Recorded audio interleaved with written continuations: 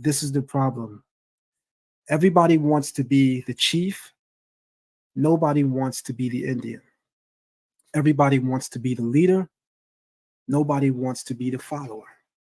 How can we properly lead when we never learned how to serve? In order for David to shepherd the Creator's people, he had to first be a real life shepherd. Notice that the men that the Creator chose to do these amazing things that we know them for in the Bible, and even the women, because the women that are praised in the Bible, go check out their craft. The matriarchs were also shepherdesses. That's important because an effective leader has to first have empathy for others. If you're around a person in the Israelite community and they don't really care about people other than themselves and it's all about themselves, then they might have a significant knowledge base, but they could never be considered a shepherd or a true leader in the eyes of the Creator because they lack the empathy necessary, the care necessary to really shepherd God's people. A shepherd leads the flock from behind, which means they're always in constant observation of the flock. The shepherds of today in the Israelite community and in communities all over the world, they're leading the flock from the front. And every now and again, they look back and they say, "Catch up!" That's not a shepherd. If you watch a shepherd in action, they're behind the flock. And they have the shepherd's staff, the shepherd's crook, necessary when it's needed to bring and steer the flock back. Sheep and their minds and their way of thinking is not as strong as a shepherd, so they require guidance.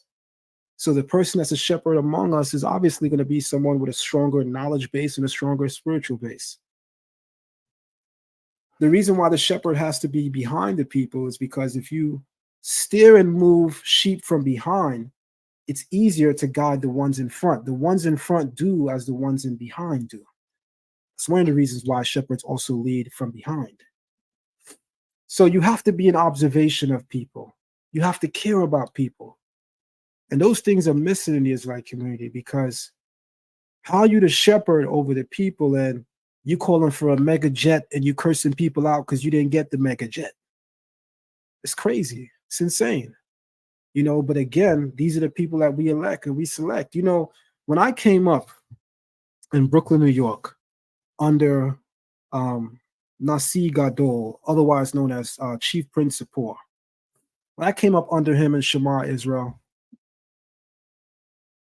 I put a turban on. He didn't know it. I did it during the week. A brother seen me and said, "Who told you could wear a turban?" I said, "Wait, isn't that part of our culture?"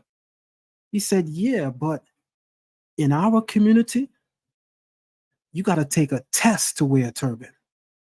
Sar Yahu Ben Lewi, I'm going to need you to sound off because you in the chat room right now. And I'm going to need you to co-sign what I'm saying because you know exactly what I'm saying. You come from the same school that I do. So I'm going to need you to co-sign and let the people know I'm not lying. In the school that I come from, they said you're going to wear a test before, you're going to take a test before you wear a turban. I said, "Huh?" "Yeah." I said, "Why?" "Because you represent us. You're not going to be out there with a turban talking about you come from this school and you out there stealing. So Baruch, Jeremiah, and Avdiel got a temple on, but they're stealing in King's Plaza Mall. Make it make sense. We need to know that you at first have a measured degree of knowledge base and there's a little morals and ethics about you. So we had to apply to wear those things. And in that application process, a test was given. We talk about lineage, right? What was the test? We had to know the first 5 books because our teacher said that was foundational. You can go all over the Bible, but if you don't master the first 5 books, you're in trouble. So the test that we took was a compilation of knowing the main areas of the first 5 books of the Torah, as well as knowing the genealogy. So I said, "Oh, wow. I got the Torah thing, been doing that for a while. I don't know the genealogy by heart. And y'all saying I got to know all them names? They said, yup. And they said, you're going to get it to where years down the line, it's going to come like this. And I look in the book of Genesis 5, and I look at all them names. I got to remember all them names by heart. By heart. And they said, if you do that, I guarantee you will never leave you. Well, here we are, Israel, 30 years from then. Adam, Shet, Enosh, Kinan, Mahalalel, Yared, Hanok, Methuselah, Lamech, Noah, 10 generations. Shem, Apakshad, Shilach, Iber, Peleg, Reu, Serug, Nakor, Tirach, Avraham, another 10 generations. Yitzchak, Yaakov, Lewi, Kohat, Amram, Moses, 6 generations. We're now at 26. Years ago, they told me we had to know that. I said, that's impossible. I do it today with my eyes closed while juggling and eating and making food. But I said, the current generation must always be greater than the previous generation. So while my teacher said, you got to learn these 26 generations, I said, I don't want to stop there because I found the messianic lineage important. I want to know the Judite line. And so I memorized by heart Yehuda, Peretz, Ketzron, Ram, Avinadav, Nachshon, Salma, Boaz, Oved, Yishai, Dawid, Shalomo, all the way to King Solomon. Why are we doing this? Because we can memorize these things by heart and be able to turn around and say, you saw that? I ain't looking nothing and I spit the whole thing by heart. No. The reason why the scribes knew the whole Torah by heart, it was essential, obviously, for them to pen the book to know it by heart. But guess why it was also essential? It was essential for them to know these things by heart because they would have their mind on the pulse and heartbeat of Torah in terms of enlightenment and understanding. The things that you commit to memory are the things that you have an intimate knowledge base for. So the songs that we have commit to memory are usually songs from our favorite artists, songs from people that we endear and relish and have great respect and admiration for. So we commit these things to memory, not for the sake of saying to someone externally, I know it by heart, but for the sake of having it part of your mind, body, and soul, that you're able to literally walk with it.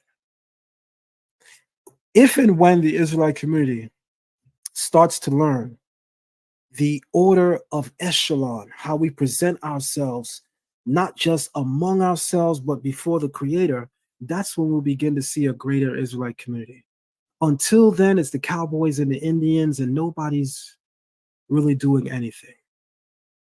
The smartest thing to do with the Israelite community right now is to look to unite all of our groups. But that's going to take humility. It's going to take somebody from some organization saying, this person possesses stronger leadership skills and has a stronger knowledge base in Torah. I'll fall in line under you.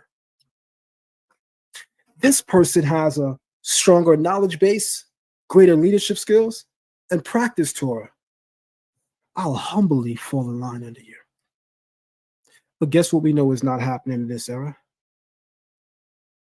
Anybody willing to compromise their humility and their position before men. And that's why we're not going nowhere no time soon. Because we lack humility.